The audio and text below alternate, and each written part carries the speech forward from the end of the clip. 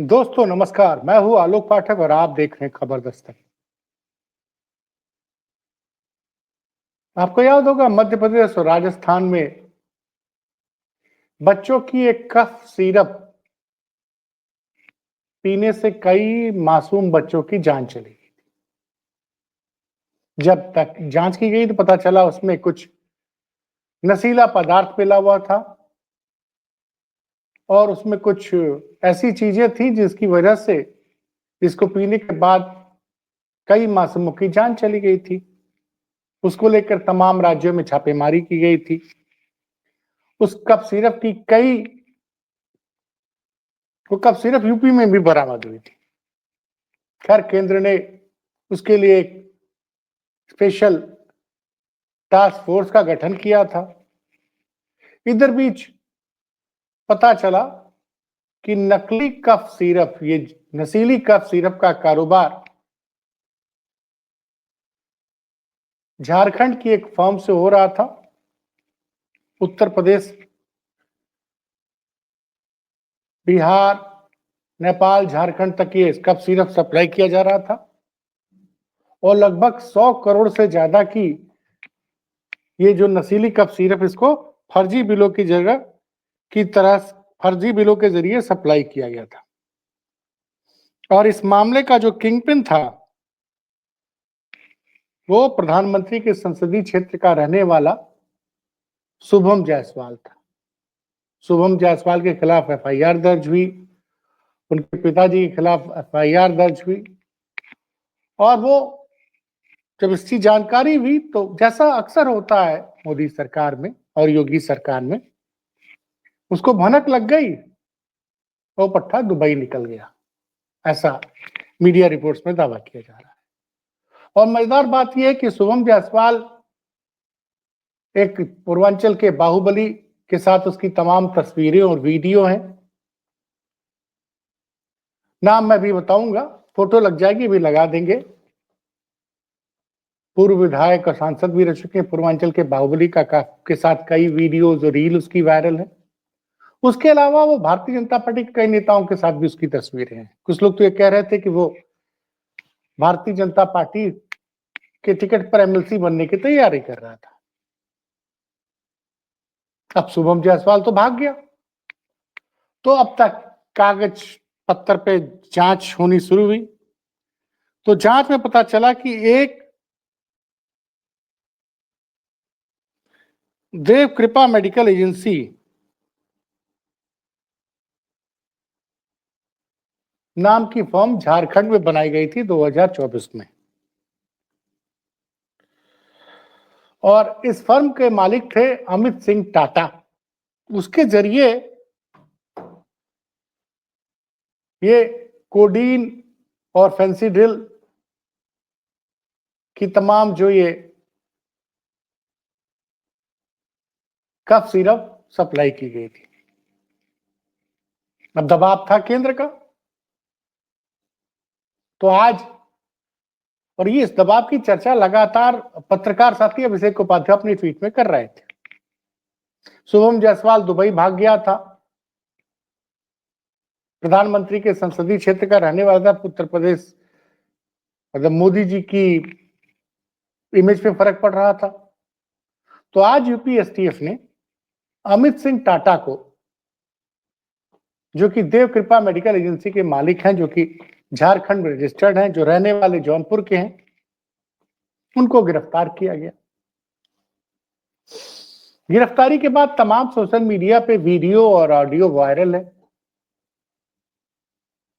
अमित सिंह टाटा जौनपुर के रामपुर ब्लॉक से 2026 से ब्लॉक प्रमुख का चुनाव लड़ना चाह रहे थे और सोशल मीडिया पे एक वीडियो भी वायरल है जिसमें जौनपुर के पूर्व सांसद धनंजय सिंह उनको अपना छोटा भाई बता रहे हैं। अब जिस तरह के, वैसे तो अमित सिंह की फोटो और वीडियोस कुछ पूर्वांचल के दूसरे बाहुबली विजय सिंह के भतीजे और वर्तमान में भाजपा विधायक सुशील सिंह के साथ भी वायरल है। लेकिन अभी तक कहीं से इन दोनों लोग का नाम इन्वॉल्वमेंट, इन लोग का इन्वॉल्वमेंट सामने नहीं आ रहा है। जो जानकारियां उपलब्ध हैं उसमें यही है कि ये जो देव कृपा मेडिकल एजेंसी की, देव कृपा करके जो एजेंसी थी, ये अमित सिंह टाटा के नाम, अमित सिंह की फर्म थी, अमित सिंह टाटा की। ये बात सही है कि ये धनंजय सिंह के काफी करीबी लग रहा है उन वीडियोस को देख के। और एक वीडियो बताया था जिसमें कि वो बताया जा रहा है जिसमें धनंजय सिंह कह रहे हैं कि अमित सिंह टाटा हमारे छोटे भाई हैं। तो नॉर्मली ये पूर्वांचल में होता है कि जो आपका मित्र होता है उसको आप छोटा भाई बताते हैं। लेकिन अब सोशल मीडिया पे तो सवाल उठने स्वाभाविक है। और मैंने आपसे थोड़ी देर पहले उत्तर प्रदेश के जो जमहरिया रिटायर्ड आईपीएस अमिताभ ठाकुर का इंटरव्यू किया था इसी मामले पे। उनका कहना था कि इतना बड़ा नेटवर्क बिना किसी राजनीतिक संरक्षण के संभव नहीं है। देखिए साहब, योगी जी के ऊपर एक आरोप बड़ा जबरदस्त लगता है कि वो अपने सजाती लोगों के खिलाफ कड़ी कार्रवाई नहीं करते। कि जबरदस्त आरोप लगता है। और उसके कुछ उदाहरण भी हैं। जैसे अगर उत्तर प्रदेश पुलिस ये दावा करती है, या योगी जी ये दावा करते हैं, भाजपा दावा करती है कि जब से योगी जी मुख्यमंत्री बने उन्होंने माफियाओं के खिलाफ कड़ी कार्रवाई की, उनके मुकदमे में पूरे साक्ष्य पुलिस ने अदालत में सामने रखे जिससे कई माफियाओं को सजा मिली। इसमें जो सजा का जिक्र होता है उसमें जिक्र होता है अतीक का, अशरफ का, मुख्तार अंसारी का। लेकिन अतीक, अशरफ और मुख्तार तीनों भी दुनिया में नहीं है। लेकिन वही एक चीज और भी है जिसकी वजह से योगी जी के ऊपर सवाल उठता है, वो ये है कि एक पूर्वांचल के और बाहुबली हैं बनारस के ब्रजेश सिंह। वो 2008 में उनकी उड़ी वो रहस्यमय ढंग से उनकी गिरफ्तारी होती है। उसके बाद वो लगातार सेंट्रल जेल बनारस में और गुजरात में बंद थे, बाद में सेंट्रल जेल बनारस में थे। और उनको जमानत मिल जाती है। कई गंभीर मुकदमों के खिलाफ दर्ज होते हैं, लेकिन वो कईयों में बरी हो जाते हैं और कईयों उसके बाद उनको जमानत मिल जाती है। वो उनको जमानत पर 2022 अगस्त से बाहर है। तो एक तरफ तो यह है कि अगर योगी सरकार ये दावा करती है कि हमने मुकदमों में किस माफियाओं के खिलाफ पूरे साक्ष्य रखे और उनको सजा दिलाई, तो कहीं ना कहीं एक सवाल ये भी उठता है कि आखिर ब्रजेश सिंह जिनके खिलाफ गंभीर आपराधिक मुकदमे दर्ज थे, उनमें पुलिस ने क्या किया? कौन से साक्ष्य रखे? क्यों नहीं साक्ष्य सही ढंग से रखे? देखिए सवाल उठेगा ना।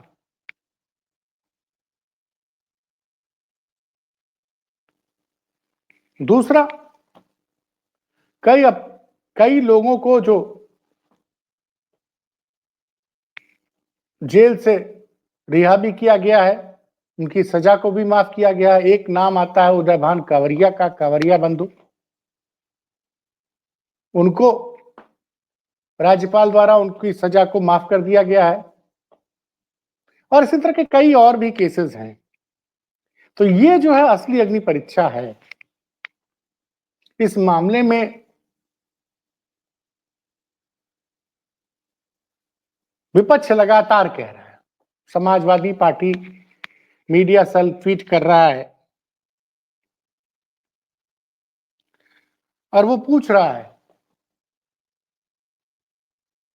कि क्या इस मामले की ढंग से जांच होगी, पहली बात। और जो लोग राजनीतिक संरक्षण दे रहे हैं उन तक, जैसा आरोप लग रहा है, ऐसा आरोप लग रहा है कि अमित सिंह टाटा, शुभम जायसवाल को राजनीतिक संरक्षण प्राप्त था। तो इन चीजों की भी जांच होनी चाहिए। दूसरा, इस मामले में तमाम चौंकाने वाली घटनाएं मतलब चीजें सामने आ रही हैं। एक लखनऊ के पत्रकार हैं ज्ञानेंद्र शुक्ला, उन्होंने फेसबुक पे कुछ लिखा है, मैं आपको पढ़ के सुना रहा हूं।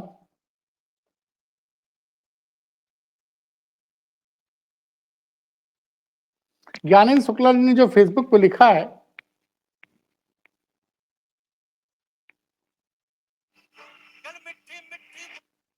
माफ कीजिएगा, उन्होंने ट्विटर पे लिखा है, मैं गलत बोल गया आपको, यूं मैं पढ़ के सुना रहा हूं।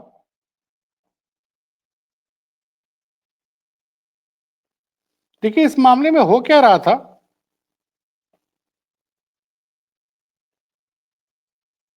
कि कफ सिरप के बहाने एक तरह से जहर और नशीला पदार्थ बेचा जा रहा था। उनकी फेसबुक पोस्ट है, ज्ञानेंद्र शुक्ला, ये बड़े बैलेंस करने वाले पत्रकार हैं। मैं तो देखिए मेरी आदत है, मैं खुल के बोलता हूं, ये थोड़ा बैलेंस करने वाले पत्रकार हैं। थोड़ा सत्ता पक्ष के विरोध में बोल देंगे, थोड़ा सत्ता पक्ष के पक्ष में बोल देंगे, और ये योगी जी पे कभी सवाल नहीं करेंगे। एक पत्रकारिता का एक नया तरीका है, मुझे पसंद नहीं आता है।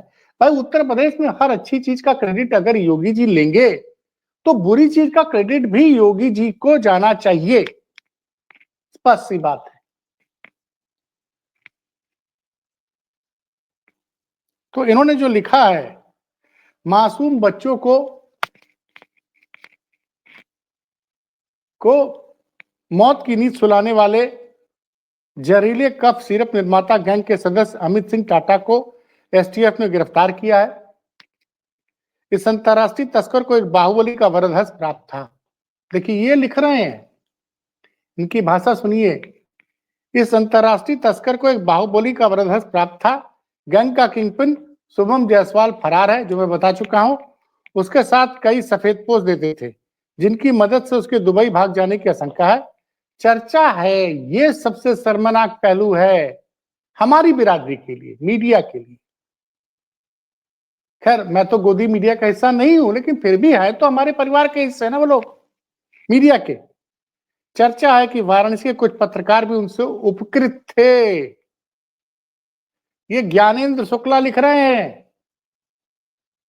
एक जमाने में क्राइम के अच्छे रिपोर्टर माने जाते थे, कई बड़े मीडिया संस्थानों में रह चुके, वो लिख रहे हैं। चर्चा है कि वाराणसी के कुछ पत्रकार भी उनसे उपकृत थे। इन्होंने अपने चैनल संस्थान को तब तक खबर भेजने से परहेज किया जब तक पानी सर से ऊपर नहीं चला गया।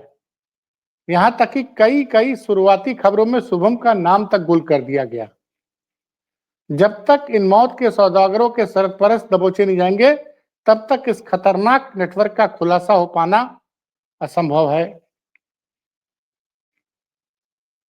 और इन्होंने हमारे पूर्व संस्थान जो इंडिया टुडे ग्रुप है उसमें संतोष शर्मा के रिपोर्टर है, अच्छे रिपोर्टर हैं, उनकी रिपोर्ट का स्क्रीनशॉट लगा रखा है। एक बनारस का युवा पत्रकार है, बहुत खुल के लिखता है, राघवेंद्र मिश्रा। उसने जो लिखा है ना, उसको पढ़ने के बाद मैंने कहा कि मैं इस पे एक वीडियो जरूर करूंगा। वैसे तो मैंने अमिताभ ठाकुर के साथ एक वीडियो कर दिया था, लेकिन राघवेंद्र मिश्रा की इस पोस्ट ने मुझे झकझोर दिया। मैं जानता हूं, मैं बनारस का हूं, बनारस के एक एक एरिया से वाकिफ हूं। ये ठीक है कि 2006 से मैं बनारस से लखनऊ चला आया था, जब मेरी इंडिया टुडे में नौकरी लग गई थी, और तब से पिछले 19 सालों से मैं लखनऊ में हूं।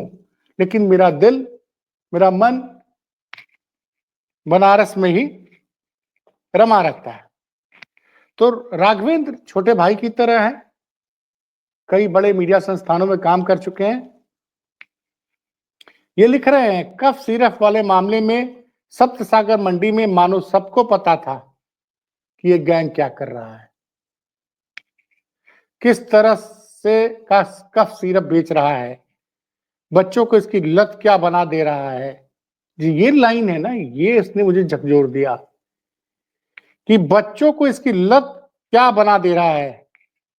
उनके घरों में झांक कर देखिए जिनके बच्चे इस तरह के नशे का शिकार हो गए हैं। बड़ी बात लिखी है राघवेंद्र ने। और राघवेंद्र एक ऐसा सेंसिटिव पत्रकार है जो बहुत कुछ महसूस करता है तब उसके बाद लिखता है। और उन घरों के अंदर में झांक के देखिए जिनके बच्चे इस तरह के नशे का शिकार हो गए, रोंगटे खड़े हो जाएंगे, लेकिन सब चुप थे और हैं। दीपावली में उसके द्वारा डिस्ट्रीब्यूट मिठाइयों का मजा ले रहे थे। इसका कहने का मतलब है जो लोग एक कप सिरप का व्यापार कर रहे थे। कुछ के बच्चे के बर्थडे पर सोनों के जेवर मिल रहे थे और कुछ को गाड़ियां। गंभीर आरोप लगाया है राघवेंद्र मिश्रा की इस फेसबुक पोस्ट पे। इसका इशारा किसकी तरफ है, ये मेरी भी समझ में आ रहा है और आपके भी समझ में आ रहा होगा। ये सफेद पोस्ट लोग, ये वही लोग हैं जो दुनिया भर में नैतिकता की बात करते हैं। कश्मीर में लोगों को कैसे रहना चाहिए, मणिपुर में क्या खाना चाहिए और पश्चिम बंगाल में कैसे जीना चाहिए। थोड़ा सा सोशल मीडिया का एल्गो यूज करेंगे तो देखेंगे जो लोग 15-18 साल पहले तक क्रिमिनल की श्रेणी में थे, पुलिस उनके पीछे पड़ी रहती थी, अखबारों में उनके वारंट, उनके खिलाफ कार्रवाई की खबरें छपती थी, वो लोग सोशल मीडिया ही नहीं जमीन पर भी इन्फ्लुएंसर बन चुके हैं। बड़ी बात है। मतलब राघवेंद्र मिश्रा का कहना है कि क्रिमिनल आज की डेट में सोशल मीडिया पे नहीं बल्कि जमीन पर भी इन्फ्लुएंसर बन चुके हैं। बड़ी बड़ी गाड़ियों के साथ रील बना रहे हैं, उनके बच्चे भी पॉडकास्ट कर रहे हैं, उद्घाटन कर रहे हैं, लाखों लोग फॉलो कर रहे हैं। बाकी जनता स्कूल, अस्पताल, खाना, हवा सब मिलावट का ले रही, मगर अलग अलग प्रोपेगेंडा का दम ऐसा कि कुछ दिख नहीं रहा। हम लोग एक ब्रेन वॉश जमाने में जी रहे हैं।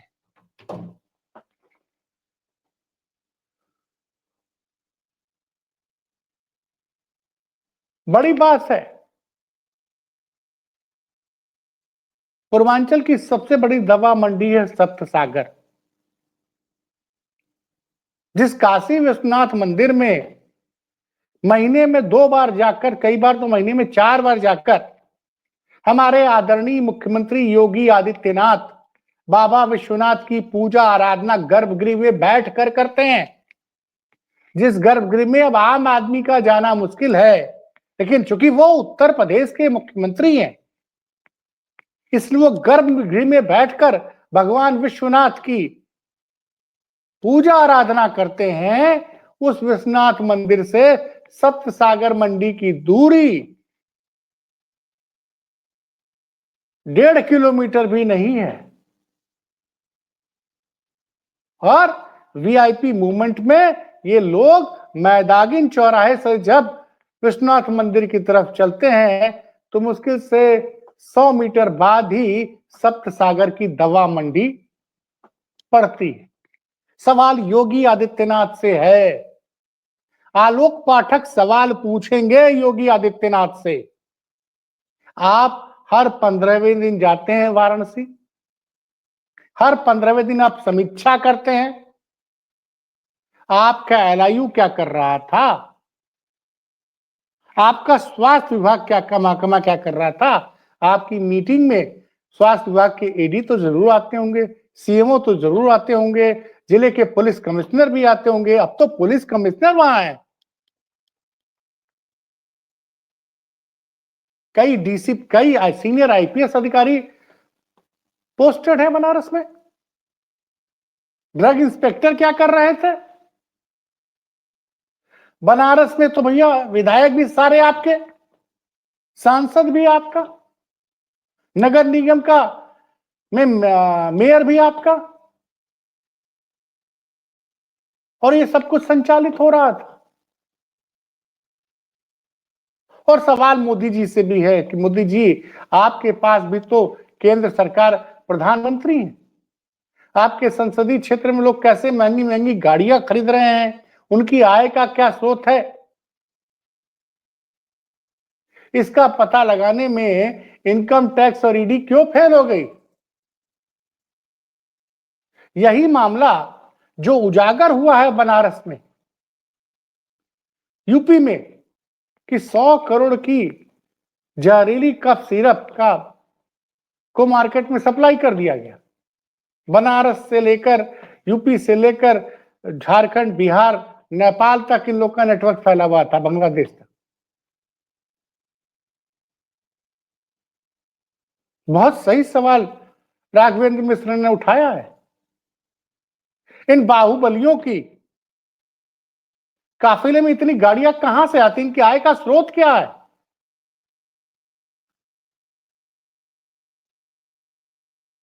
बड़ा शर्म आई।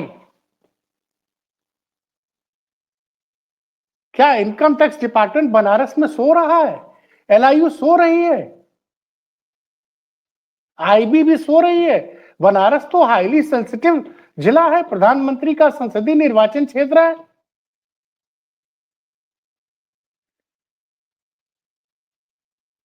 लोग महंगी महंगी गाड़ियों से कैसे घूम रहे हैं? कौन खरीद रहा है? इनके पास आमदनी कहां से आ रही है?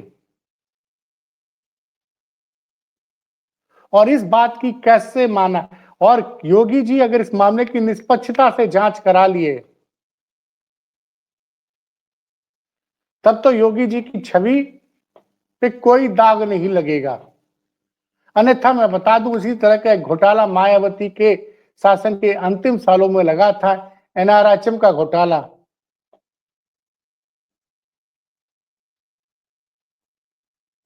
उस स्वास्थ्य विभाग के घोटाले में वो याद करिए, कई जिलों के सीएमओ की जान ले ली गई थी, उसमें भी एक बाहुबली का नाम आया था। और उस घोटाले से मायावती की इमेज को इतना नुकसान पहुंचा कि मायावती न सिर्फ 2012 का चुनाव हारी, बल्कि उसके बाद से उनकी पार्टी लगातार उत्तर प्रदेश में हारती जा रही है। पिछले लोकसभा चुनाव में उनका एक सांसद नहीं जीता था। 2022 में बहन जी की पार्टी मायावती की पार्टी को सिर्फ एक सीट मिली थी।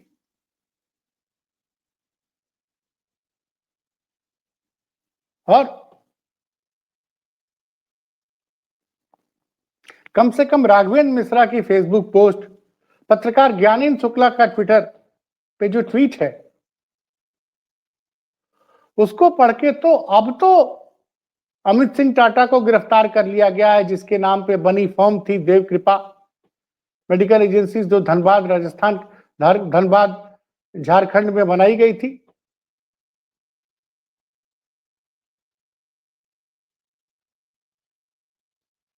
ये पूरी, ये सिर्फ ये सिर्फ योगी का फेल्योर नहीं है, सिर्फ मोदी का भी फेल्योर है। क्योंकि केंद्र सरकार के अंतर्गत काम करने वाली एजेंसियां भी ये नहीं पकड़ पाई कि लोगों के पास इतना पैसा कहां से आ रहा है। तो सवाल बस यही उठता है कि अमित सिंह टाटा की गिरफ्तारी तो हो गई, और कहीं ऐसा ना हो जाए कि आप कोर्ट में सबूत ही न पेश कर पाए और वो जमानत पे फिर बाहर आ जाए। और शुभम जायसवाल तो भाई भाग ही गया है, दुबई लोग बता रहे हैं।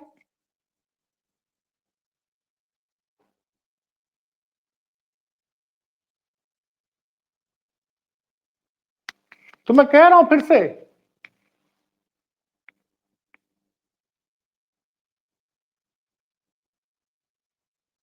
मैं आपको बता रहा हूं,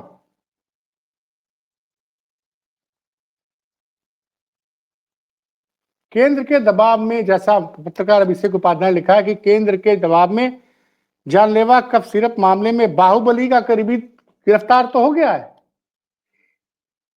केंद्र के दबाव में जानलेवा कफ सिरप मामले में बाहुबली का करीबी गिरफ्तार। योगी की इस मामले में जांच में योगी की असली अग्नि परीक्षा होनी है। मगर इसके राजनीतिक सारी एजेंसियों से योगी जी जांच कराएं, और जिसने जिसने भी इस पूरे गिरोह को, शुभम जायसवाल और अमित सिंह टाटा को राजनीतिक संरक्षण दिया था, उन पर भी कार्रवाई हो, और कार्रवाई ऐसा हो कि जनता को लगे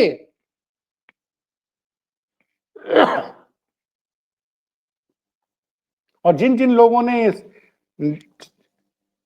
जहरीली कफ सिरप के धंधे में पैसा कमाया है, गाड़ियां खरीदी है, मकान बनाए हैं, जेवर, सोने का जेवर जिनको गिफ्ट किया गया, उन सब पे कार्रवाई, इन सबको सलाखों के पीछे भेजा जाए। और ये सब अगर हो गया तब तो योगी जी के लिए 2027 का चुनाव जीतना आसान होगा। लेकिन अगर इस मामले में ढंग से जांच नहीं हुई तो मैं कह रहा हूं, ठीक ये एनआरएचएम घोटाले की तरह भाजपा के लिए भी 2027 के चुनाव में जैसे मायावती का सफाया हो गया था एनआरएचएम घोटाले के बाद 2012 में, उस तरह से भारतीय जनता पार्टी का भी सफाया हो सकता है। तो अब देखते हैं अमित सिंह टाटा के बाद अगली गिरफ्तारी कब होती है। देखते रहिए खबर दस्तक, चैनल को शेयर और सब्सक्राइब कीजिए।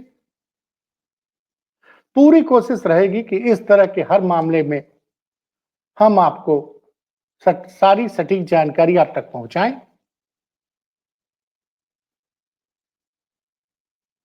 धन्यवाद।